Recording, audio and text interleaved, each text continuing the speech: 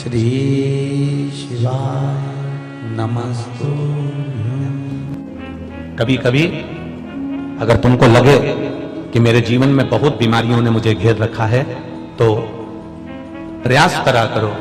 कि बेलपत्र, जो ये बेलपत्र होती है, उस बेलपत्र की जो ये डंडी होती है, इस बेलपत्र को अशोक सुंदरी वाली जो जगह होती है वहां पर इसका चढ़ाकर डंडी का जो भाग है वो शिवलिंग की ओर हो जाए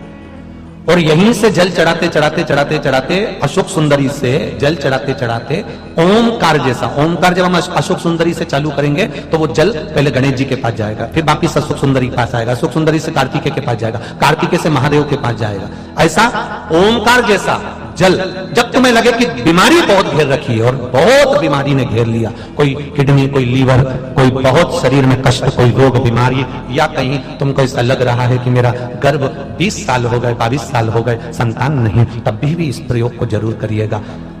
डंडी का मुख शिवलिंग की ओर, पत्ती का मुख अशोक सुंदरी की ओर, जल चढ़ाते समय अशोक सुंदरी से धार चालू कर गणेश जी पर, गणेश जी मालूम है ना सबको कहां गणेश जी होते हैं, कहां कार्तिकेय होते हैं, एक बार समझ लो उसको भी अच्छे से। ये नीचे का गोल भाग, ये जल जाने का स्थान, ये शिवलिंग,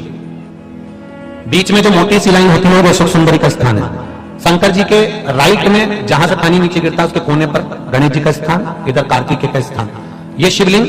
ये जो गोल भाग है माता पार्वती जी का हस्त कमल है।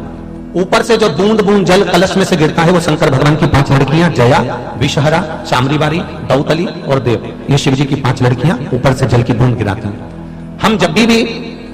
अगर इस कार्य को कर रहे हैं तो बेलपत्री जो चढ़ा रहे हैं वो अशोक सुंदरी वाली जगह पर बीच में चढ़ा दिया, डंडी का मुंह किधर हो, जल चढ़ाना यहीं से चालू करा, यहां से गणेश जी पर गया, गणेश जी से अशोक सुंदरी पर आया, अशोक सुंदरी से कार्तिकेय पर आया, कार्तिकेय से देवादिदेव महादेव पर आया। ये ओम बिंदु जल है, इसको हरिओम जल भी कहता है। उज्जैन महाकाल में भगवान शंकर को सुबेरे सुबेरे सबसे पहला जो जल चढ़ता है वो हरिओम जल चढ़ता है। आप कभी भी उज्जैन वालों से जाकर पूछना, भस्मरमैया मंडल से पूछना या उज्जैन के किसी एक व्यक्ति से पूछना या वहां के पंडा जी से पूछना कि हरिओम जल कब चढ़ता है, तो वो कहेंगे सबसे पहला जल सुबह का हरिओम जल चढ़ता है। इसको हरिओम जल भी कहते हैं। ये रोग निवारण के लिए, कार्य सिद्धि के लिए होता है। कभी कभी आप किसी कंपटीशन एग्जाम में बैठ रहे हैं, किसी परीक्षा को देने के लिए जा रहे हैं, तब भी हरिओम जल का प्रयोग कर सकते हैं।